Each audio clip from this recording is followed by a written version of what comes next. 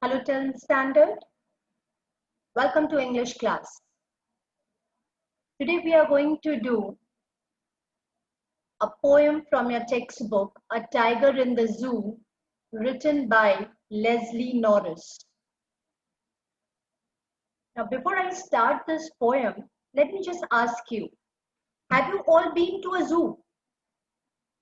Yes, of course. All of us have been to a zoo, right? Now when we go to the zoo, actually what do we see? How do we feel the animals over there? How they are, like they are very happy or they are sad, they are active, they are inactive, they're very sad, right? They're very unhappy. Why they are unhappy, why they are sad? Because they are in the zoo, they are in the cage, वो पिंजरे में बंद है, right?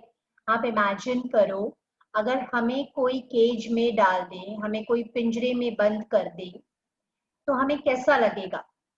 We'll feel bad, right? We won't be happy, we'll be sad, right? So that is the same thing even with the animals, their natural home is where?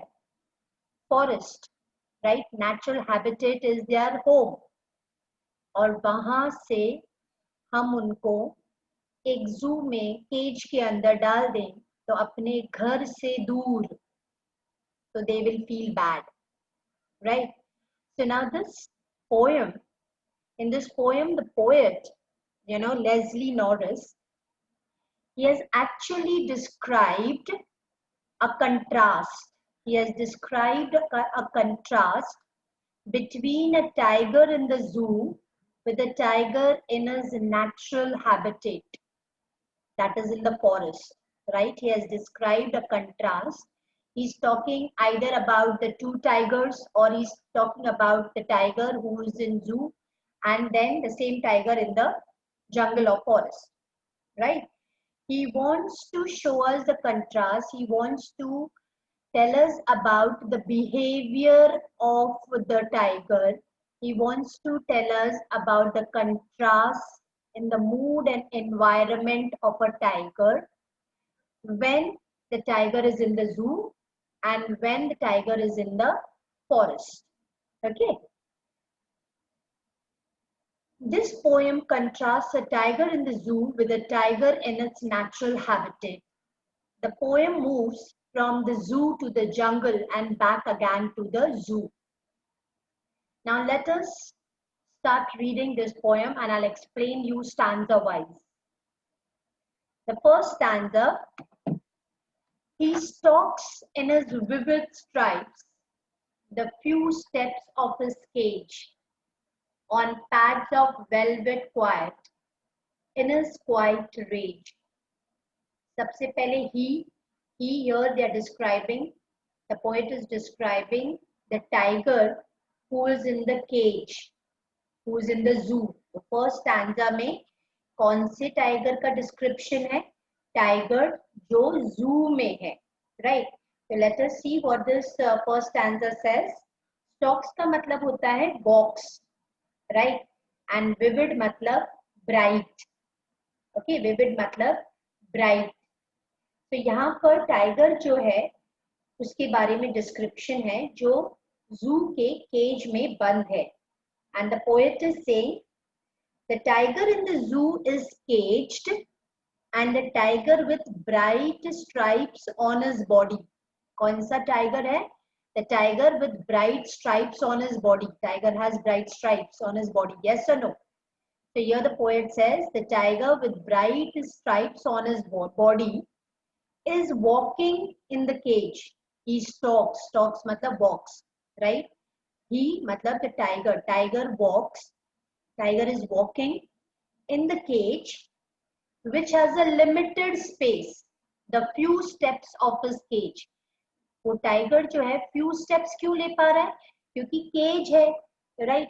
तो cage के अंदर ही वो घूम रहा है तो उसकी रिस्ट्रिक्शंस आ गई हैं, राइट? तो उसके स्टेप्स कैसे हैं? लिमिटेड है, उसके पास लिमिटेड स्पेस है घूमने की, which has limited space.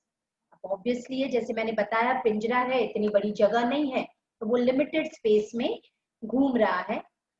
On pads of velvet quiet in his quiet rage. अब on pads of velvet quite, यहाँ पर इधर टाइगर के पॉज की बात की है। टाइगर के जो पैर होते हैं, पॉज होते हैं, राइट राइट, पैरों के जो सोल होता है, राइट, जो पैरों का सोल होता है ना, तो टाइगर के पॉज कैसे होते हैं? Soft like velvet. उसके पैरों के नीचे का जो, जिसको हिंदी में तलवे भी बोलते हैं, है ना, तो वो कैसे होते हैं? सॉफ्ट लाइक वेलवेट होते हैं। अब यहाँ पर, now here in the second line the poet says that when the tiger is in the cage taking walks, as there is no noise, right, as there is no noise, here the tiger is taking walk, और शांति से walk कर रहा है, quietly, कोई आवाज नहीं आ रही है। क्यों आवाज नहीं आ रही है? क्योंकि उसके जो पैर जो है, when the tiger walks on his pads of velvet, it makes no noise. उसके जो सोल है, उसके जो paws है, it has got velvet like paws, which makes no noise. On the pads of velvet quiet, in his quiet rage. अब in the last line में बताया है, the poet says that though the tiger, अब यहाँ पर बताया tiger दो quiet है, टाइगर केज में बैठा हुआ क्वाइट है, बट साइलेंट है, but it is in rage. Rage मतलब गुस्से में भी है। टाइगर, यहाँ पर दो चीज बताइए, क्वाइट एंड रेज। टाइगर जो साइलेंट है, साइलेंटली वॉक कर रहा है, टाइगर क्वाइटली वॉक कर रहा है केज के अंदर, लेकिन वो बहुत गुस्से में भी है। अब वो गुस्से में क्यों है? Why he is in rage. Rage का मतलब होता है anger, right? Why he is in anger? Because tiger is in the cage, not in its natural habitat, right? वो फॉरेस्ट में नहीं है, उसको बंदी बांध कर रख दिया है, उसको पिंजरे में डाल दिया है, तो उसको अच्छा नहीं लग रहा है, because the tiger is in the cage, तो इसीलिए वो गुस्से में भी है, राइट? तो यहाँ पर जैसे फर्स्ट लाइन है ना, he stalks in his vivid, right, और यहाँ पर क्वाइट रेज, ये क्वाइट रेज जो है, ये कौन सा पोएटिक डिवाइस है? कौन सी फिगर ऑफ स्पीच है? ऑक्सीमोरन। कौन सी पोएटिक डिवाइस है? ऑक्सीमोरन। ऑक्सीमोरन क्यों है? ऑक्सीमोरन क्या होता है? Opposite words. ऑक्सीमोरन क्या होता है बेटा? Opposite words. क्वाइट यानी शांत, एंड रेज यानी एंगर, दोनों ऑपोजिट हो गए, तो आप लिख सकते हो ऑक्सीमोरन, ठीक है? देन इट इज सेड, यहाँ पर फर्स्ट में इधर पर्सोनिफिकेशन भी है। पर्सोनिफिकेशन क्यों है? He stalks in his vivid stripe. Personification क्यों है? पर्सोनिफिकेशन का मतलब क्या होता है? व्हेन द, मतलब दिस एनिमल, टाइगर जो है, उसको किसकी क्वालिटी दी जा रही है? ह्यूमन बीइंग की क्वालिटी दी जा रही है। किसकी क्वालिटी दी जा रही है? ह्यूमन बीइंग की क्वालिटी दी जा रही है। When a thing is given or personified or given the quality of a human being, it is called as personification. ठीक है? तो यहाँ पे two literary devices are there. फिर next stanza में बताया है, he should be lurking in shadow, sliding through long grass near the water hole where pump deer pass. अब यहाँ पर लर्किंग का मतलब क्या होता है? Remaining hidden before attacking. Lurking का मतलब क्या हुआ? Remaining hidden before attacking. Plump का मतलब होता है फैट। प्लम्प का मतलब क्या होता है? फैट। तो यहाँ पर बताया है कि यूजुअली टाइगर्स कहाँ पर होते हैं? टाइगर्स, जैसे हमने बोला, tigers are usually found under a long grass near a stream. Tigers are usually found under a long grass near a stream, and as soon as the tigers see their prey, जैसे ही वो अपना prey, P-R-E-Y, prey, right, वो prey यानी अपना शिकार, जैसे ही वो अपना शिकार देखते हैं, किसी एनिमल को देखते हैं, तो वो चुपचाप साइलेंटली ग्रास से छुपते हुए उस एनिमल को अटैक कर देते हैं, है ना, और किल कर देते हैं। क्यों वो अटैक और किल करते हैं? क्योंकि ऑब्वियस है, टाइगर कौन है? टाइगर कौन है? Tiger is a carnivorous animal. Tiger क्या है? कार्निवोरस एनिमल है ना, राइट? तो वो ऑब्वियस है कि एनिमल्स का फ्लैश खाता है, राइट? तो उसी तरह वो लोग हंट करते हैं। तो यहाँ पर क्या बता रहे हैं कि he should be lurking in shadow। यह द पोएट बोलता है कि टाइगर, फर्स्ट स्टैंजा में ये बताया है कि tiger is in the cage. अब सेकंड स्टैंजा में पोएट बता रहे हैं कि टाइगर एक्चुअली कहाँ पर होना चाहिए। he should be lurking in the shadow sliding through a long grass। Right, वो कहाँ पर होना चाहिए, वो फॉरेस्ट में होना चाहिए, लॉन्ग ग्रास के पीछे जैसे वो छुपा रहता है। Right, near the water hole वो छुप कर बैठता है ताकि वो अपने शिकार पर अटैक कर सके। राइट, जैसे ही वो किसी प्लम्प डियर पास अगर कोई भी जैसे फैट डियर अगर पास हो रहा है, राइट, और उसको अटैक वो कर सके। राइट, इसीलिए जो है वहां पर वो छुपता है। राइट, और वो अपना हंट करता है। थर्ड में बताया he should be snarling around houses at the jungle's edge, barring his white fangs, his claws, terrorizing the village। अब थर्ड स्टैंजा में पोएट यहाँ पर क्या बता रहे हैं, स्नार्लिंग का मतलब क्या होता है, घुर्राना, है ना, घुर्राते हैं ना एनिमल्स। राइट, और ये फैंग्स का मतलब होता है big white teeth of animals. ठीक है ना, उनके जो पॉइजनस टीथ होते हैं, फन होते हैं।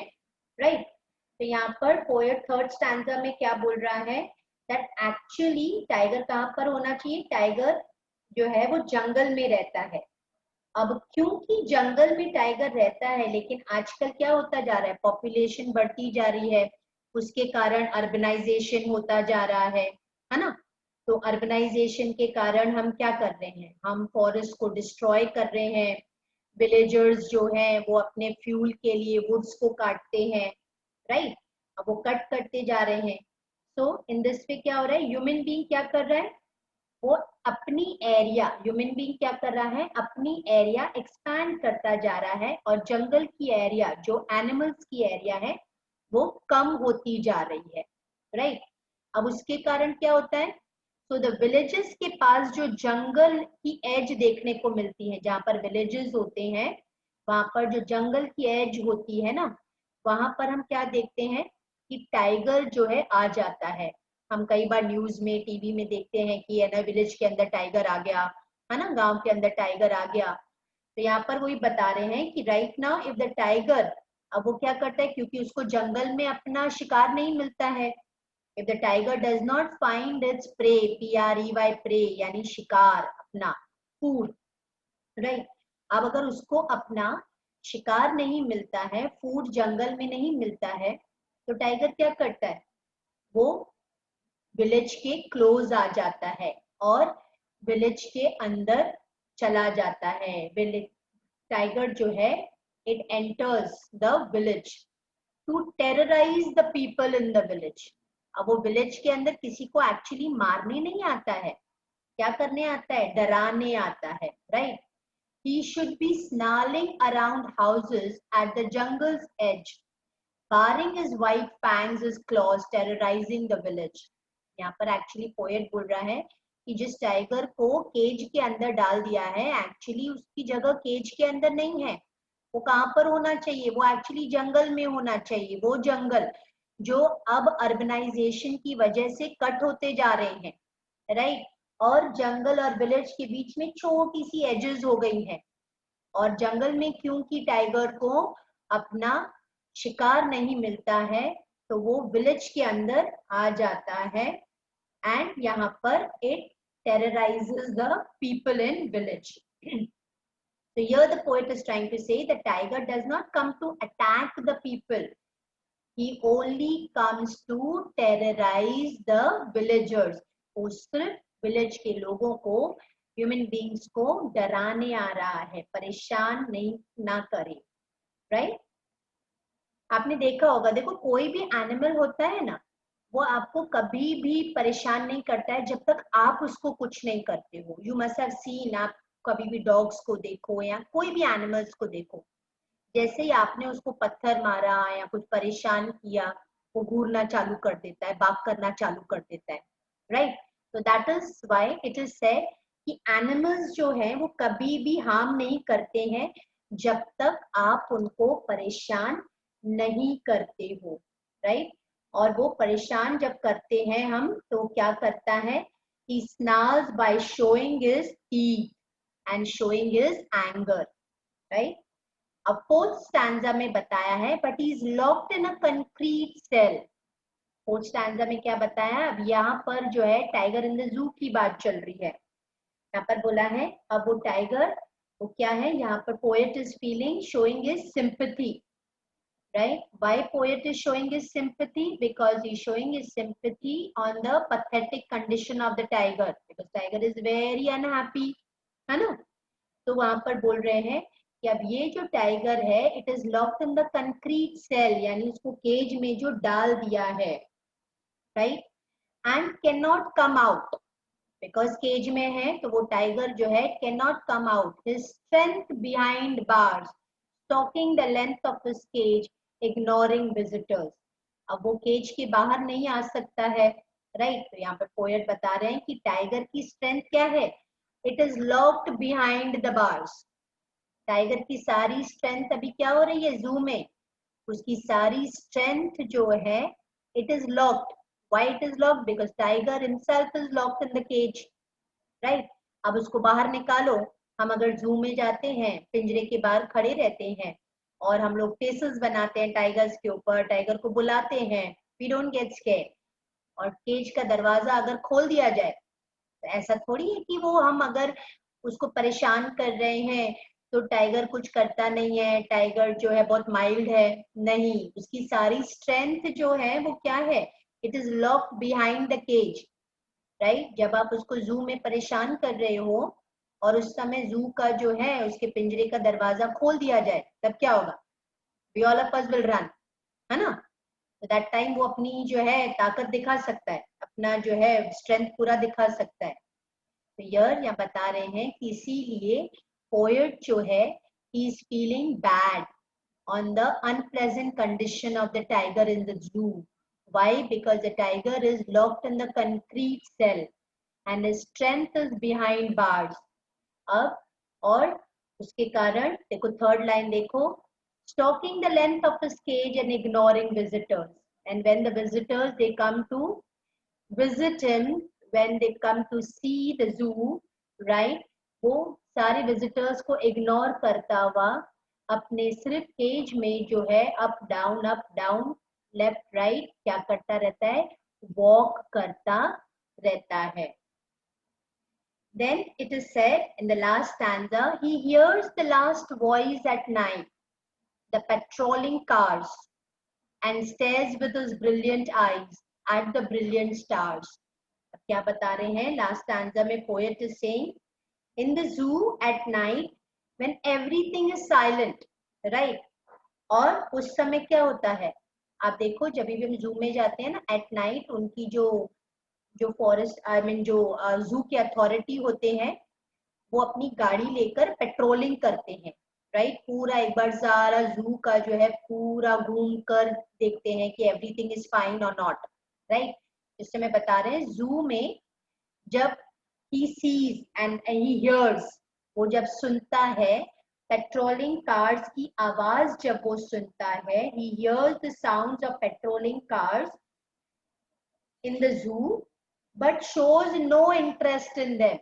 उसको कोई इंटरेस्ट नहीं होता कि कौन आ रहा है कार में, कौन पेट्रोलिंग कर रहा है, he shows no interest in them and he's staring at the shining stars with his brilliant eyes, right. तो वो कोई भी अपना इंटरेस्ट ना बताकर उनकी पेट्रोलिंग कार्स की आवाज की तरफ, he does not show any interest, और सिर्फ जो है he stares at the shining stars with brilliant stars, I mean with the brilliant eyes he stares at the stars।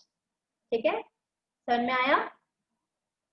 And यहाँ पर आप देखो राइमिंग की स्किल, आपको मैंने बताया इधर इस पोएम में पर्सोनिफिकेशन है, ऑक्सीमोरन है, ठीक है। या we can even see enjambment. What is enjambment? हम लोगों ने प्रीवियस पोएम्स में भी डिस्कस किया है, when the sentence does not get over and passes, continues to the other line, That is enjambment, right? You can see this sliding through long grass near the water hole when plump deer pass. यहाँ पे full stop है. इन दोनों के बीच में कोई भी punctuation mark नहीं है. तो ये क्या हो गया? Enjambment. So in this poem, you'll find personification, you'll find enjambment, right? And oxymoron, that is quite rage, as I told you, quite rage. These are the two opposite words. Okay. You will even let us move towards the rhyming skill. What is the rhyming skill? Jesse cage and rage, stripes, right? So it is A, B, C, B. A, stripes is A, cage B, quiet में हमने C किया, rage, cage and rage is rhyming. So A, B, C, B. है ना? So the rhyming scheme is A, B, C, B. There देखो, shadow, A, grass and pass. Grass and pass are rhyming. B, hole, C. A, B, C, B. ठीक है? So rhyming scheme is A, B, C, B. With this, this poem gets over.